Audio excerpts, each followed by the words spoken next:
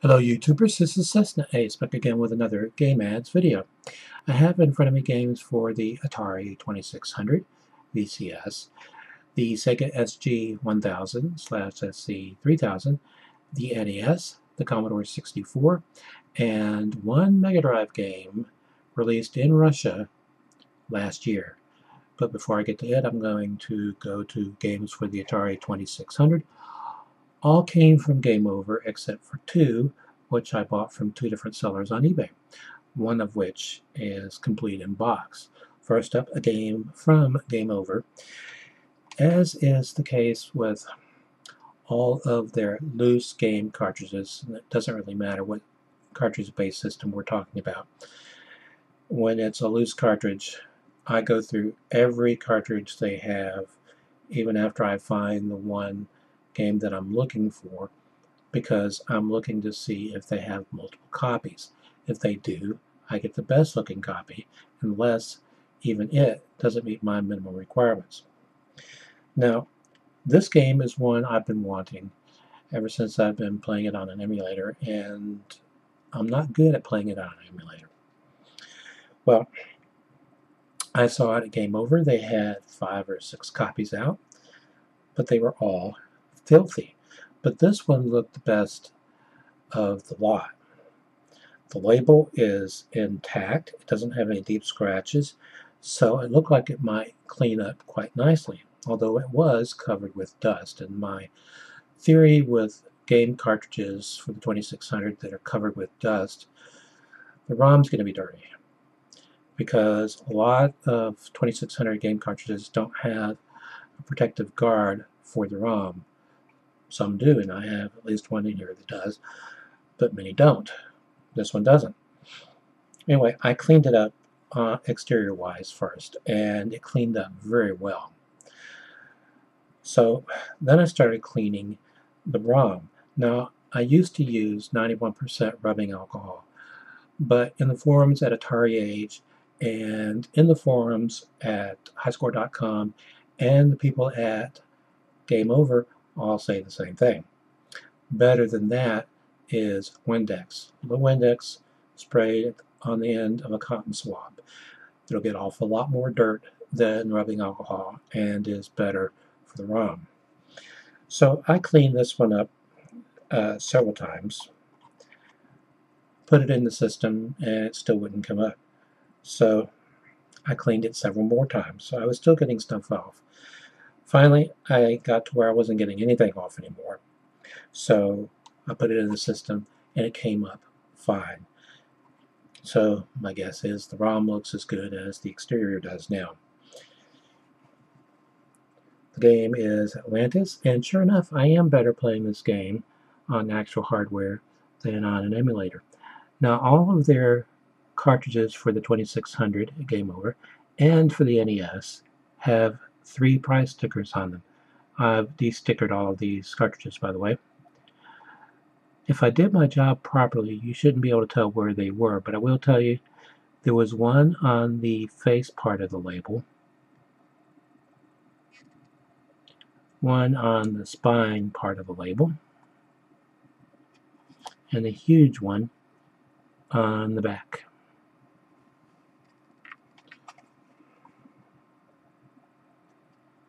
Notice no protective guard on there, but a much more enjoyable game on the actual hardware. Alright, this game was published by Coleco under license from Nintendo for play on a console by Atari. Crazy times back then.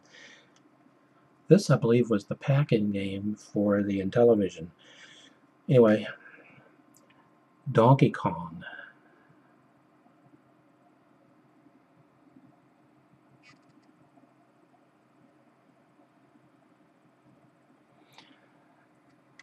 Now, everyone and their brother released games for the 2600 back then. I have some games published by Sega, not licensed from Sega, published by Sega. For example, Congo Bongo.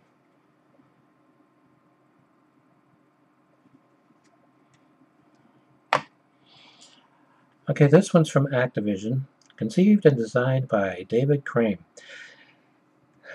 they only had 2 difficulty variations at highscore.com, and I submitted the rest because actually there are 16, even though it says 8 game variations.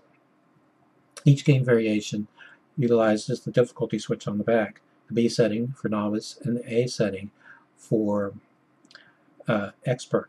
Some games use the right difficulty switch even for player 1. So you can have a difficulty level of A or AA or BB or B or AB or BA, what have you. Anyway, with the 2 difficulty settings and the 8 game variations, there are a total of 16 variations of this game, difficulty-wise.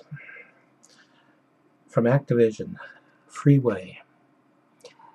Now, I tried them all, and I found that Game 2 is the hardest for me. Now, you'll notice there are 8 lanes which you have to cross. The bottom 4 go left to right, and the top 4 go right to left. The uppermost lane going right, which would be the 4th one from the bottom. On Game Variation 2, traffic is going really fast in that lane.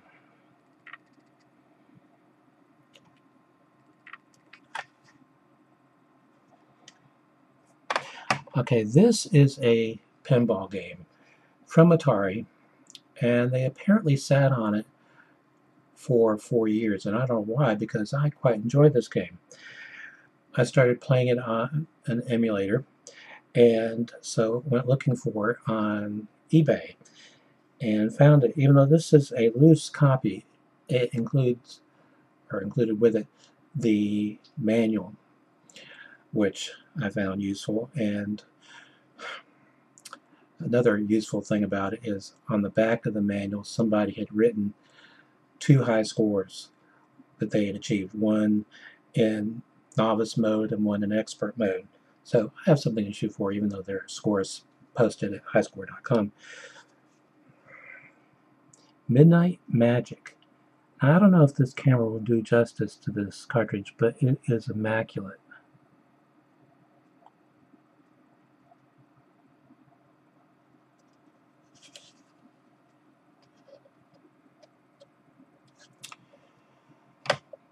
Alright, there are 3 pinball games in here, by the way. This is a port of an arcade game which I never played. It's from Parker Brothers. Reactor. In fact, I couldn't figure out how to play it. So I watched one of the videos posted at highscore.com as evidence of achieving the high score, and discovered how to play the game because I couldn't figure it out before that.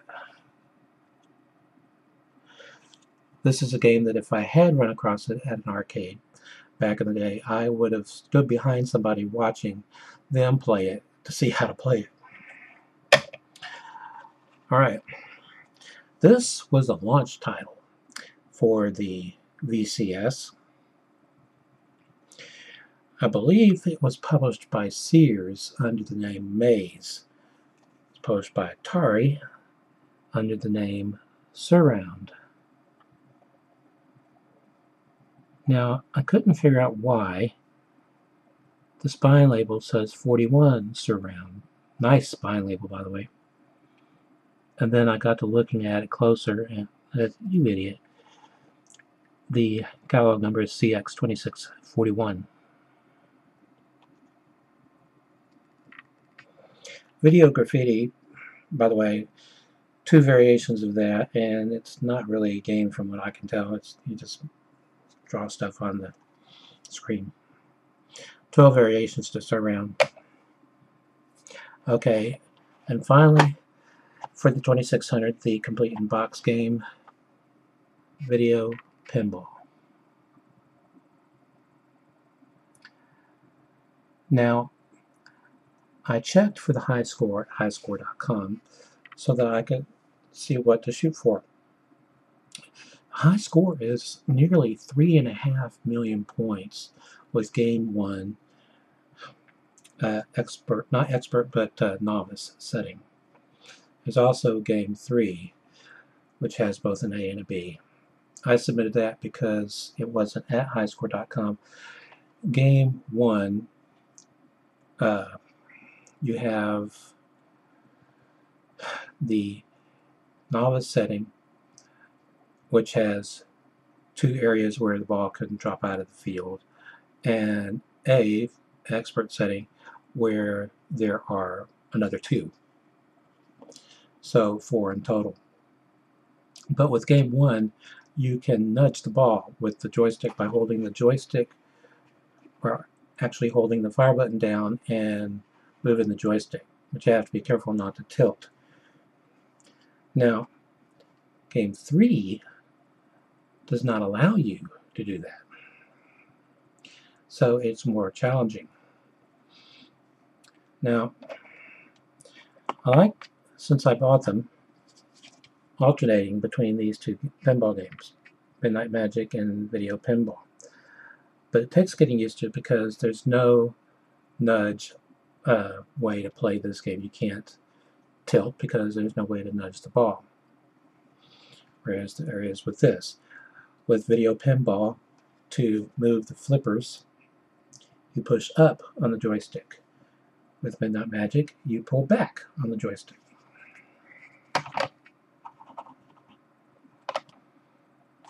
Now, the high score video that is highscore.com for this game is amazing to watch. He was playing game 1 in novice setting, and he had the ball. There are 2 rollover chutes at the top, one on the left and one on the right. The one on the left is labeled left rollover, and the one on the right, Atari rollover. Now, you go into the Atari rollover 3 times, and then a 4th time, and you get an extra ball. With the left rollover chute, you get bonus points every time you go through it, and the number goes up. So you have 1, it goes through again, 2, 3. Now, the most I've ever gotten in a row is 4. It starts getting difficult to keep it there after that. It keeps wanting to get out of the chute. This guy had boom, and he rolled it completely through. One time I was playing a game and I got it all the way up to 9, and I purposely nudged the ball out of the chute because I was afraid that it would hit 1 and I would lose on points or something. He had about 30 times in a row. It was amazing. And so anyway, I quite enjoy both of these pinball games.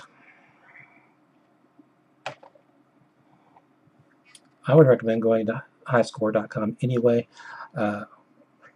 Trying to get more people to sign up to it. It's free.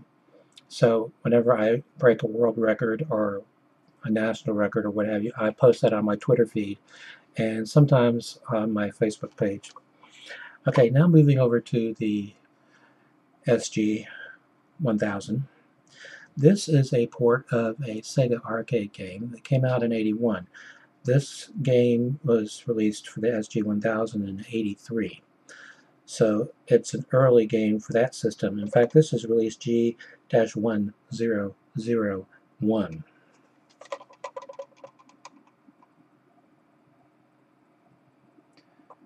The game is called Borderline.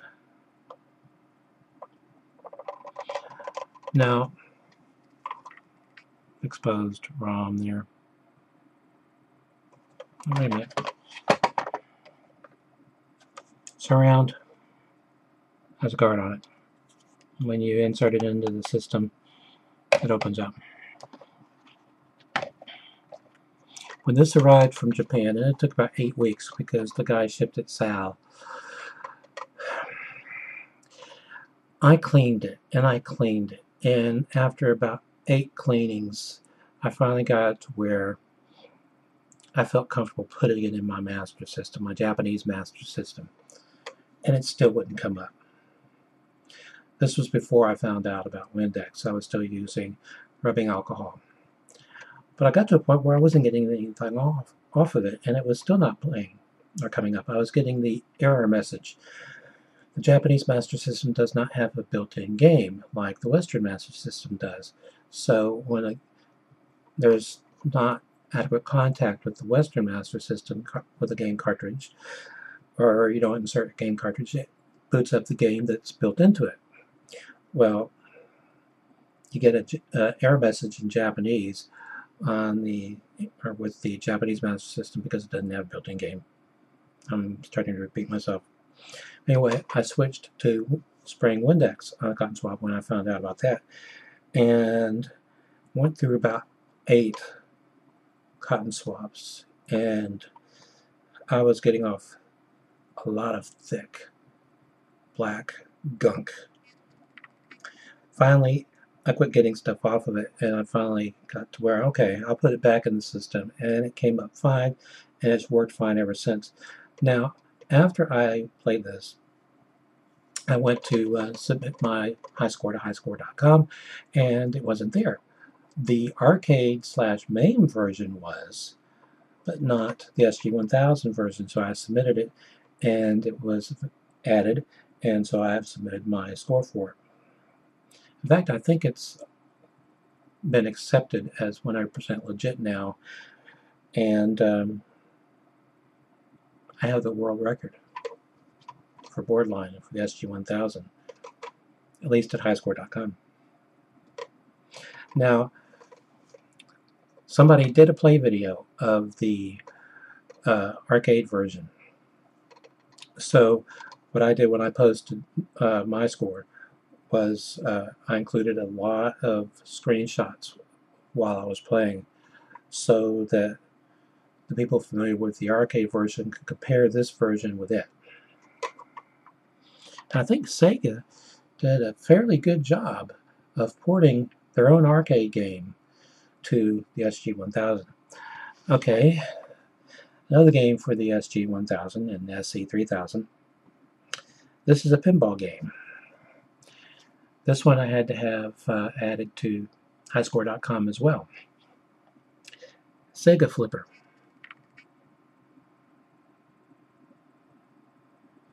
Now, when I received this from Japan, I didn't have to worry about a dirty ROM or cartridge or anything because this was sealed.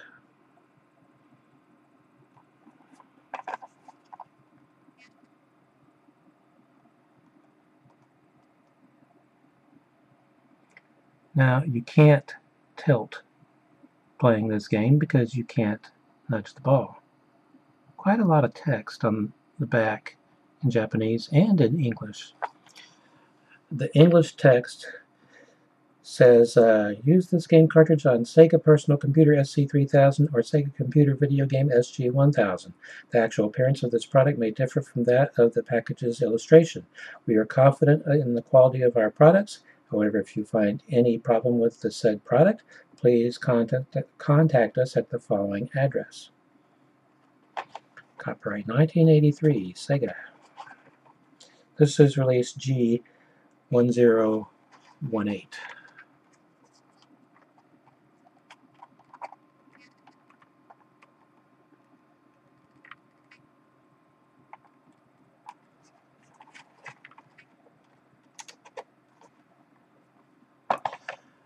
Okay, moving on to the NES.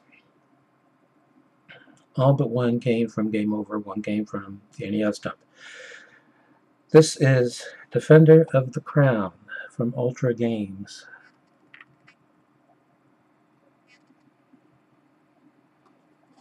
Sometimes the rear sticker is really easy to get off, and sometimes it is a real chore.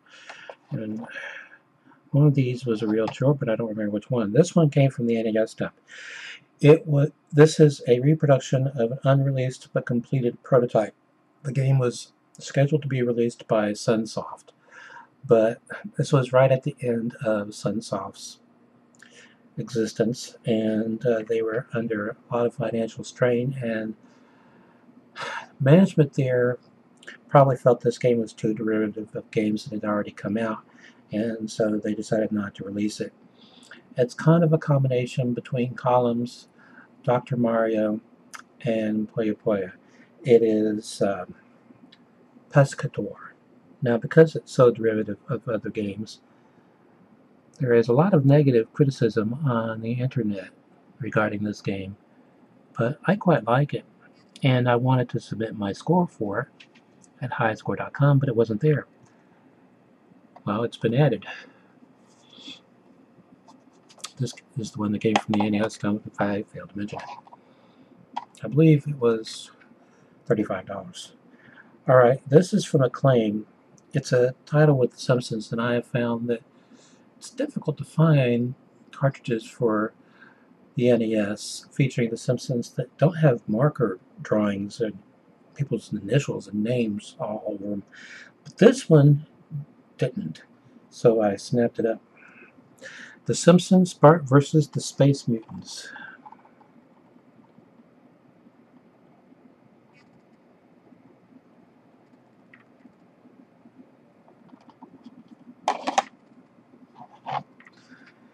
And then here's a game from Bandai that I have for the 7800.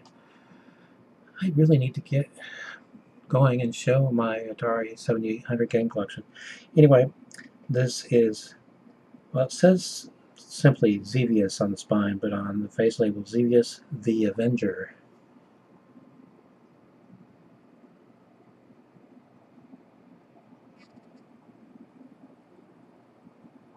It's hard to see, though.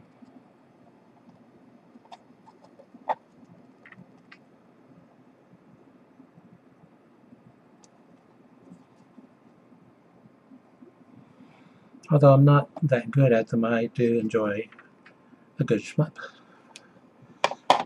Okay, moving over to the Commodore 64. Got a lot of games for the Commodore 64 because, well, I've been buying them anyway because I have one of my formerly boxed Commodore 64s set up in one of the back rooms. But I am intent on setting up the other boxed Commodore 64 in the master bedroom because it has a built-in modulator, so you can hook it up to a TV. And so I'm in the process of getting the necessary things to let me do that.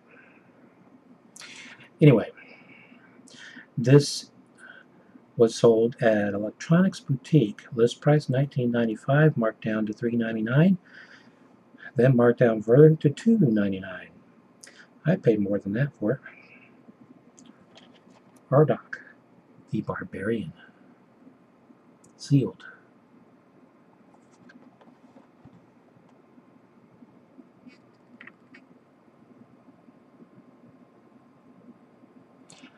A lot of Commodore 64 scores being posted at highscore.com, as well as games for the BBC Micro and the Sinclair ZX Spectrum, which we got here in the States as the Timex Sinclair. Okay, this is a game I have for the NES from Data East, a port of the arcade hit. It says right on the case, or box I should say. Breakthrough. And that's the same artwork that's on the NES label.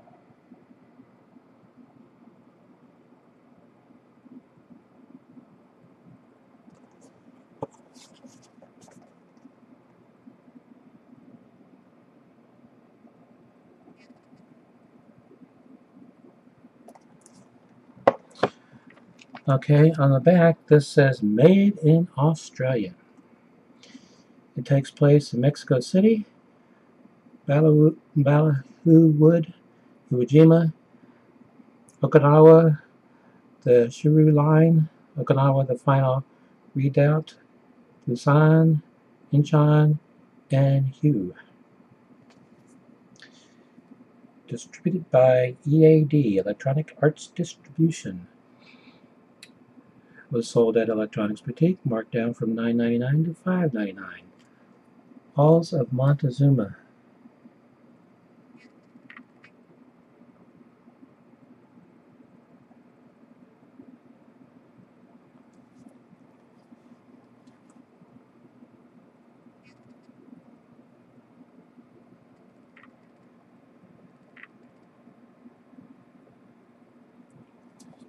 sealed.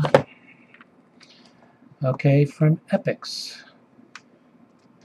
Sold at Electronics Boutique. Marked down from $7.99 to $1.99. I know I paid more than that for it. This is sealed, but I don't know if you'll be able to tell unless I angle it just right. But the shrink wrap is too tight. It's warping the box, so I don't know if I should open it or not. This is Space Station Oblivion.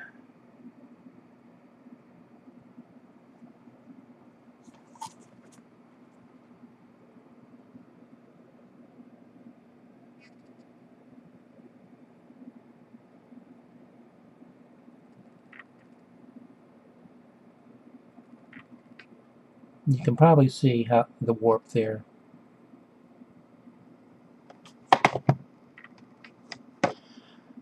Okay, from Activision, Zenji. There's no screenshots on the back, just text in several languages.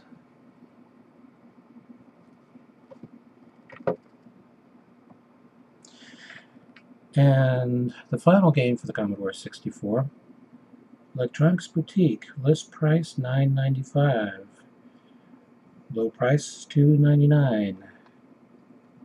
For Commodore 64 or 128, that would be in C64 mode though. Z-Pilot, cool cover.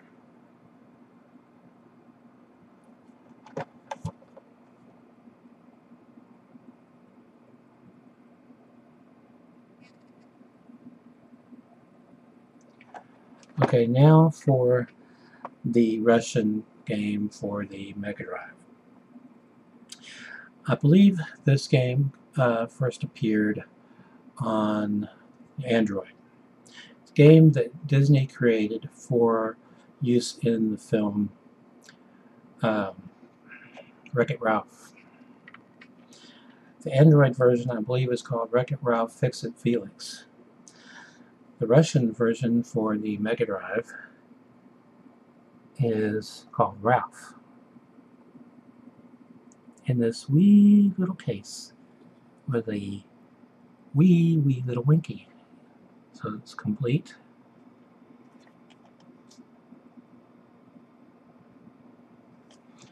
Barely larger than the cartridge.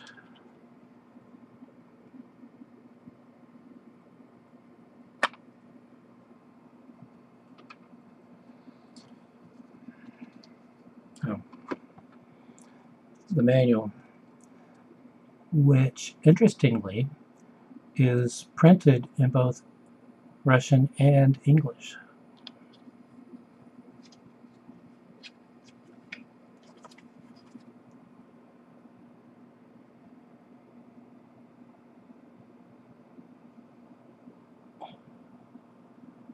Okay, my camera's not going to cooperate with the Russian. Let's try the English.